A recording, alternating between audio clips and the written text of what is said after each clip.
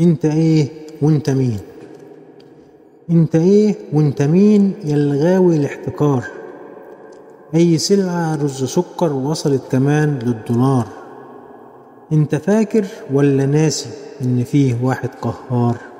لو انت فاكر يا ويلك، ولو نسيت اسأل يا حمار.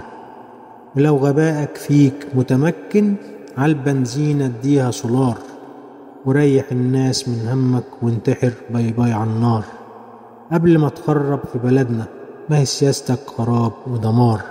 ومهما تعمل كان غيرك اشطر، دي مصر قهرت الاستعمار بجميع اشكاله والوانه. دي جيشها يا ابني نار في نار، لا تلعب بيه او معاه لانه صاحب الانتصار.